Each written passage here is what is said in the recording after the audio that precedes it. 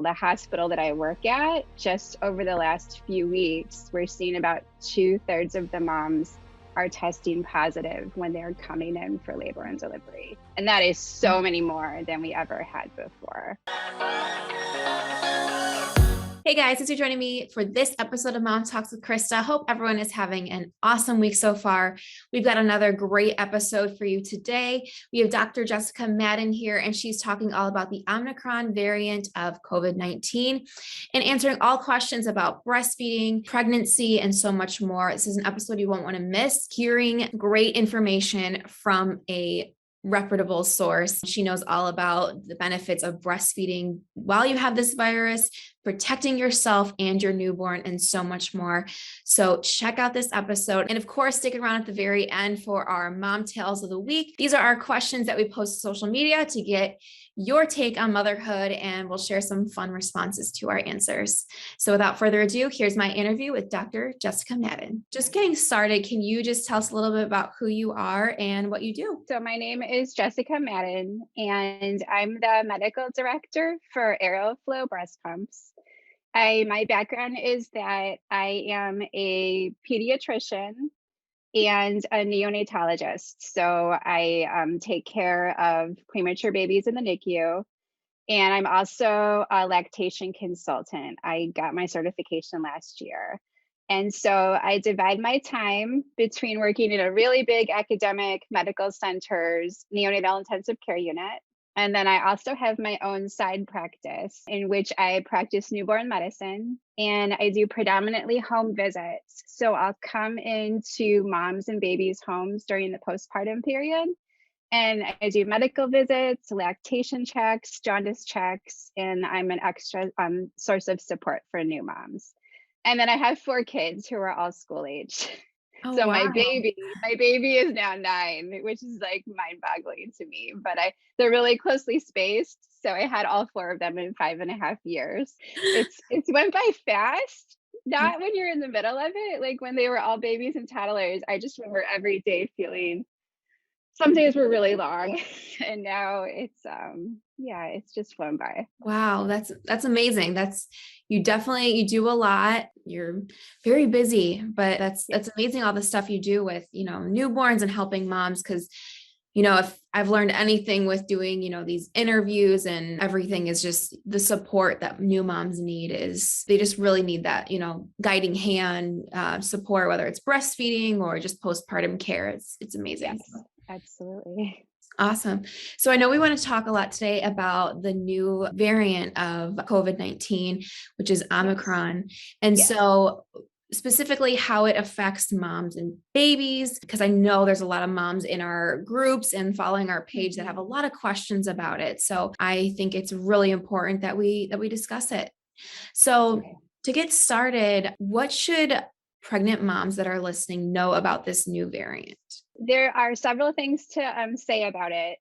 The first is that it is much more contagious than any of the previous variants. So because of that, we are seeing many, many more pregnant women and postpartum moms and newborns who are infected with this variant of COVID compared to any point during the pandemic.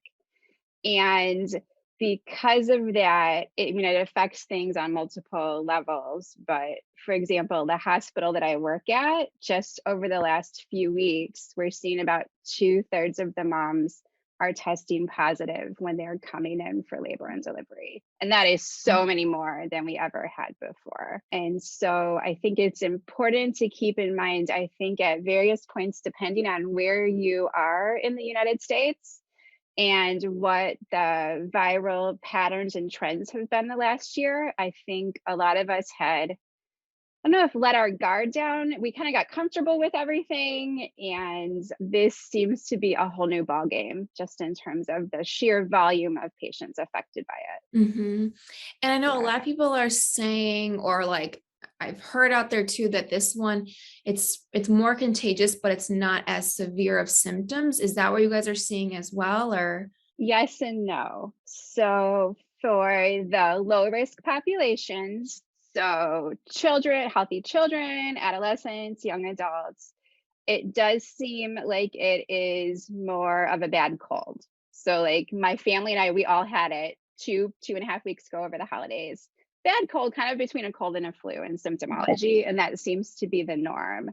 The problem is that the high risk populations out there, including the elderly, people with underlying health problems, and that includes pregnant women, it Mhm. still is. The symptoms do seem to be much more severe in those groups, including more of a risk of lung involvement. And so if you're not high risk, yes, milder symptoms. But if you are high risk, especially not vaccinated, then you are still at the symptoms seem to be worse. And if a mom, Yeah. and if a pregnant mom goes in, and, finds out she has the virus, is that Mhm. something that she can pass on then to her unborn baby? And or if it's something that the baby will be tested for when, they're born? So if a mom does come into labor and delivery and does have the virus, her baby is going to automatically be tested for it. And I believe that's the case, wherever you deliver, if you're in a hospital setting. Fortunately, most babies are testing negative, and most babies do not have symptoms, thank God. And Mhm. that's because the antibodies that moms' bodies create when they have the virus, we do know those pass across the placenta from mom to baby to provide protection. Okay. We are seeing in a small minority cases that the virus itself can also pass across the placenta. So we are seeing babies who are born with it, but Mhm. those cases are few and far between, thankfully. Yeah, Yeah. that's good. Yeah. I'm sure that there's a lot of fear around it. Like, Yes. can my baby get sick, and they're, as a newborn, Mhm. that's got to be very scary.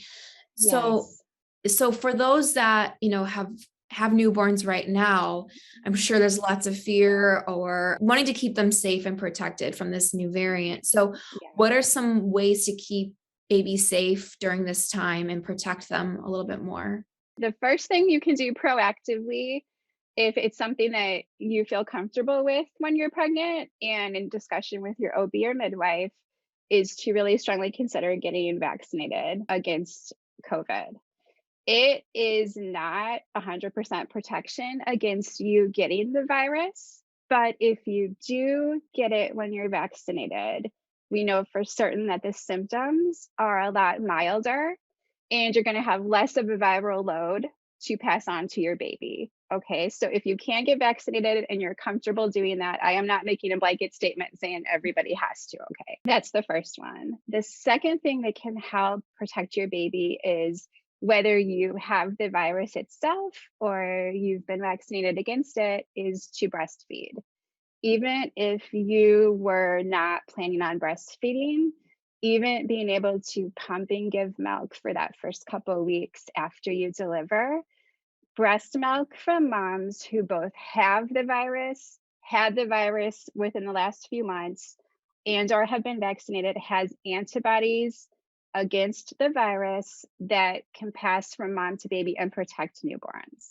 So that is another excellent way to protect your baby, is to breastfeed. That's amazing. And so for Yeah. moms listening right now that maybe have Uh-huh.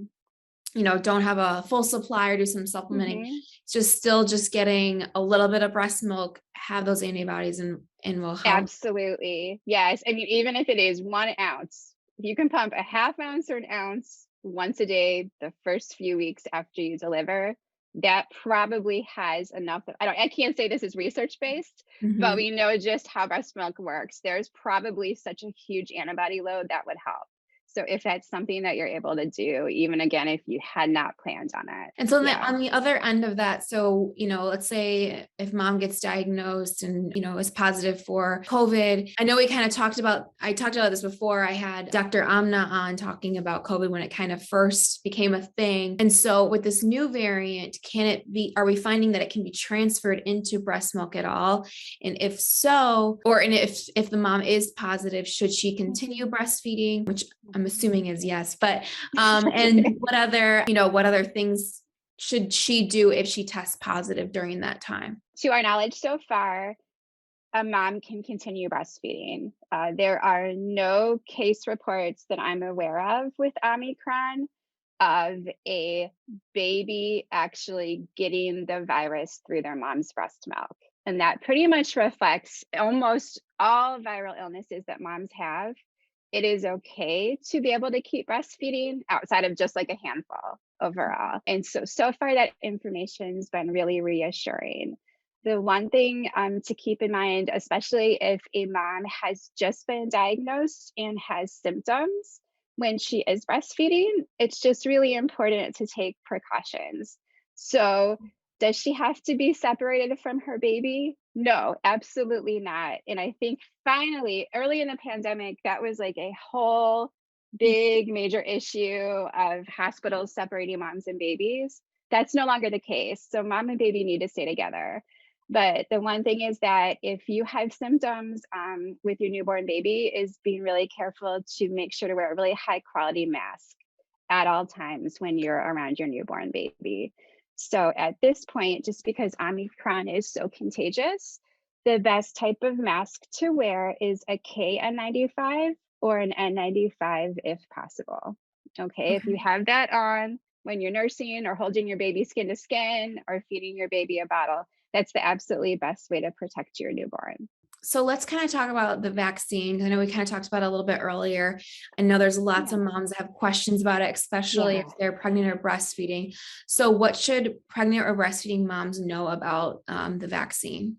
That's a really important thing to talk about. So, the good news is that compared to this time last year when the vaccines were brand new, we finally now have thousands and thousands of pregnant and breastfeeding moms who have had the vaccine and been followed, to look at their outcomes. So we have data. We love data in Right. science, very important. And it's overall extraordinarily reassuring when you look at pregnant and breastfeeding moms who've received the vaccine versus pregnant and breastfeeding moms who did not receive the vaccine. All of the rates of possible complications are exactly the same.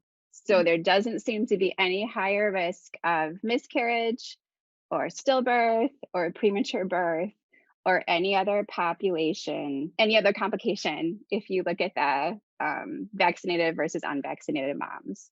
The same is for breastfeeding. The only thing that we do know based on all of the breastfeeding moms who've been studied is that usually within the first day or so of receiving the vaccine, there can be a temporary dip in their milk supply. And Mhm. that's, I think, in about 5 or 10% of breastfeeding moms. And so that's just something to be prepared for.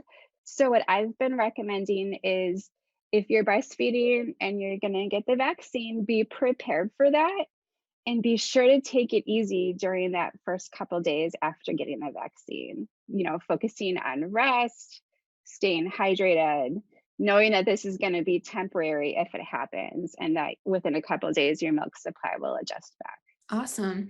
Yeah, and I Yeah. know like one of the moms in our Facebook group, when she got vaccinated and was breastfeeding, her milk changed color. So she was able to easily see that the antibodies were in there, which Oh, that was kind of cool. She was able to that is share really with cool. us. Do you know what color it was? Like, what did I she think it was like share? a brighter yellow. Yeah. Okay. That would Yeah. make sense. Yeah. Oh, that's really interesting. Yeah, it was Yeah. sometime like last year. She was just showing us, she's like, this is so cool. And then the next day, my milk has already Yeah. changed colors and kind of consistency Right. a little bit. Okay. So yeah, Yeah. cool. So, we talk about newborns, we talk about the vaccine. And so as kids are getting a little bit older, obviously, Mhm. in that kind of younger stage where it's, before they're eligible for a vaccine or they don't really wear Mhm. masks at the younger age either. So how can Yeah. parents protect the younger children from this variant? The first thing is if anyone in the household who is old enough or eligible should get vaccinated. So that's going to provide some household protection, like if every adult or older child. The one thing that I'm really focusing on in terms of my counseling of families right now is to be really, really cautious in terms of being the gatekeeper for your household. And so for that, I mean to, I guess, really be assertive with not letting your well-intentioned family members, neighbors, and friends come over if they have any symptom at all, if they're sick, or if they know that they've had an exposure to the COVID very, very recently. Mhm. I used to be really, in terms of it's counseling I've always done throughout my career for parents of premature babies. We've always had a huge conversations, especially during winter months, to not let other people into your home when you bring home a sick, fragile, premature newborn. But Mhm. now it's just more of that's overall counseling for everybody right now too. So you as a mom, dad, parent, you do have the ability to say no and to tell visitors, it's not the right time right now. Let's see if you can come in a few weeks. It's okay to ask visitors to take a home COVID test before they come to show that they're negative. Like these are all really, really reasonable things that can be hard to do because you can get pushback from like I even know in my own, if I was in that situation, I probably would too. I'd be challenged by family members who want to see me and my baby. But it's really important to do that right now. Definitely stick to your boundaries with what you're comfortable with and Yes. what makes sense for your family. Absolutely. Yes. And the beauty of it is your baby's not going to remember if they met their aunt when they're 2 days old or 2 weeks old or 2 months Exactly. away. They're not going to remember. So, Exactly. Yeah. yeah.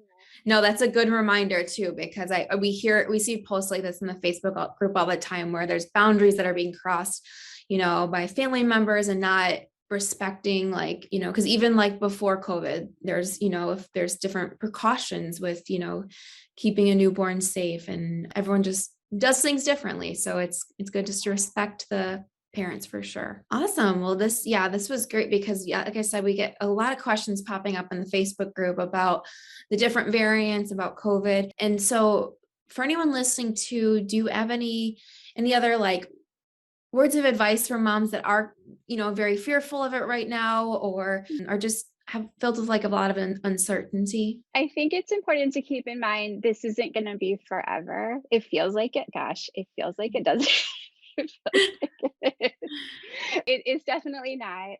And I think, again, to frame it as, is it something you need to think about? Yes. But you definitely can't let the fear of this take over your life. And again, there are things that are in control. Like we've talked about, setting the boundaries. If you're sick, wearing the mask, get vaccinated if you can. So there are very proactive things that you're able to do. And the breast milk, give a little breast milk if Mhm. possible too, to be able to. Yeah. Yeah. And I always like to end these interviews with fun thinking questions, I call them. Uh-huh. And Okay. so if you could have a billboard made today where you could share one tip with moms everywhere, what would you have it Uh-huh. say? Okay. Could I have two billboards? Sure. Yeah, we'll throw an extra one in there. Well, I think the one that's important is just the words, you are enough.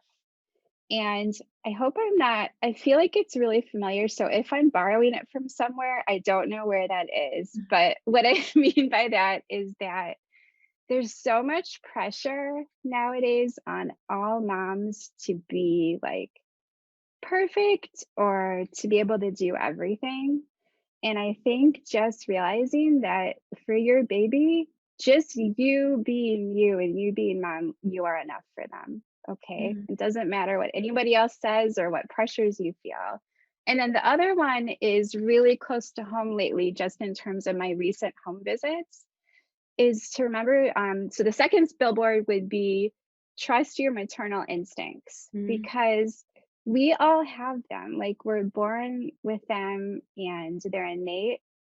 And I oftentimes feel like with the moms I work with, they're oftentimes the most anxious or the most worried if they are somehow going against their maternal instincts. They know what's Mhm. best for their baby, but they're getting so many mixed messages like, no, that's not the way you're supposed to feed your baby, or that's not how your baby is supposed to sleep. Mhm. And so if you just go back to what is your heart telling you, what is your intuition telling you is best for your baby, it's like you already know. You really do. It's there.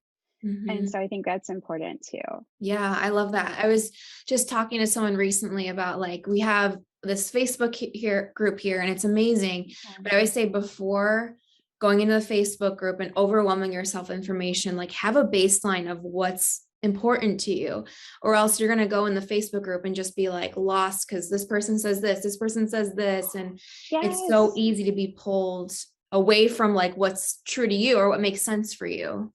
Yes, and can I give an example? Because it's Yeah. so true. So I'm in a few local Facebook mom groups, and this mom, it was just like yesterday, she posted absolutely gorgeous baby. She has like a 1-month-old baby, beautiful baby, has a little bit of baby acne. Like baby acne, like Yeah. almost all babies have it. It goes away. And she even wrote in her post, she said, "I think that it's just baby acne, but I just want to make sure." Okay. Mhm. And this was so well intentioned from all the other moms reaching out to help her, but she ended up with like 20 different diagnoses. Oh my gosh. Like, this must be a food allergy, or like, what are you eating? Or this is a fungal infection. And I was reading Um, through, I'm like, oh my God, this poor mama, because she already knew. She basically said, "I'm pretty sure Mhm. this is baby acne. What do you Right. think?" And then I was just putting myself in her shoes. I'm like, what is she now gonna do? Like, she Yeah. has all of this information overload. Like, anyway. Right. Yeah. Now things she Yeah, wasn't even considering. She's like, well, I wait, is know. it that? Or Right, because you'll yeah. start thinking those Mhm. things, right, exactly, so it just hit what you just said. It was such a reminder yesterday reading through, so I just really, Yes. I like at the bottom, was like, "It's baby acne, like, you're right." Yeah. You're It's good. okay. Yeah, Just go. exactly. Yeah. Right. Yeah, it's so Yeah, easy to get caught up in like what's on Facebook or in a group, yeah. or comparing yourself to other moms out there and just saying like, well, they're doing it that way, so should I be doing it that way? And Yeah. it's good to kind of go like ask yourself like to your core, like, okay, what makes sense for me? And then Yes. go and ask for, help so you Yes. can have a baseline to kind of go by. So Right, exactly. awesome. I Yeah. love that. And so, of course, where can everyone follow you, get more information from you, and connect with you if they have any questions? The first place is I am available through Aeroflow's website. I'm pretty sure my information is on there. And then I also have a new website where I've put links to my private practice and some of the consulting I've done. And it's newbabydoctor.com. And so if you go to that website, it has links and there's a way to contact me towards the bottom of it too. Awesome. Yeah, and we'll Yeah. get all those links and put them in the show notes as well, so everyone can Okay. check you out and contact you if they have any other questions. Thank you so much for Yeah. coming on. It was great talking to you. And like I said, like this is a topic that comes up a lot in our Facebook group, all of our social media and stuff. So it's great to hear it from like a very reputable source, because Okay. like we were just talking about, there's so much miscommunication, misinformation online. So this was really great to have you on. Thank you so much. It was so nice to meet you, and I really appreciate the opportunity. All right, guys, it's time for our Mom Tales of the Week. This week, it's a good one. It's Tell Us Your Mom Confession. And I love when different pages do this because it gives you a chance just to be honest and just connect with other moms. I always say each week, like, oh my gosh, we got the most responses ever. But this week, we've got the most responses ever. There's a lot of moms that wanted to confess some things, and they were so much fun to read through these. So here we go. We got a small snippet of them. If you want to read more of them, we have some posted in our Facebook group and also on our social media. These are all anonymous, by the way. Number 1, sometimes we play hide and seek and I forget to seek. Hey, you know what? There's no confession there. If you need time alone, a couple minutes. I saw someone else post this recently about doing this. So you're not the only one. And if you need a couple minutes, your child's safe, they're having fun, they're playing the game. If you need a couple minutes to yourself, hey, it's okay. Just do it. Do you, girl. Number 2, I told my toddler that his squeeze pouch of veggies was actually yogurt. Okay, whatever gets them to eat sometimes. I know a lot of kids go through really picky stages where they don't want to eat anything. And especially hearing veggie, you're like, I don't want that as a kid. So I totally get it. And a lot of this happened in my household growing up. My brother was a very picky eater. I'm going to call out my mom here. He, for some reason, kids have their things, For some reason, he liked chicken, but not turkey. She would always buy turkey, like for sandwiches and whatever else. And so she always just tell him like, oh, it's a chicken sandwich. And he loved it. He would eat it up so fast until one day he looked in the fridge and he realized it was turkey. So I think he lost some trust there or my mom lost some trust there at that moment. And there were definitely other foods that when he was too little to like read the packaging, that he was told it was something else. So, I mean, I get it. Sometimes you gotta do what you gotta do. Number 3, my toddler was having issues not wanting to eat any protein this week. So I told him when he went to bed, I'd go T-Rex hunting. Oh, wow. And we would have T-Rex for dinner. He's now eating chicken. I mean, T-Rex again. LOL. And he requested I get a blue T-Rex. Okay, so that's hilarious that he's more willing to eat a T-Rex than chicken. I mean, again, it's just like, kids have their things of what they will eat and what they won't eat. But I've never heard of a kid wanting to eat a T-Rex. I need like more follow-up on that. Like, does he ask you any questions about how about are you going outside to hunt a T-Rex? Did he ask where you go to get a T-Rex? I'm really curious about this conversation. Number 4, I watched my baby, 8 months old, pick up a leaf that had been tracked in from outside and put it in her mouth. And I didn't do anything about it. Mainly I was just exhausted because she finds anything to put in her mouth all day long. And I thought, it's just a leaf. It won't kill her if she eats it. You know what? I completely agree with that. Because you know what? The fact is, if there is a little something on the leaf, like, it'll help her immune system. And it's in nature, right? It's all good. Someone might comment and tell me otherwise. I don't know.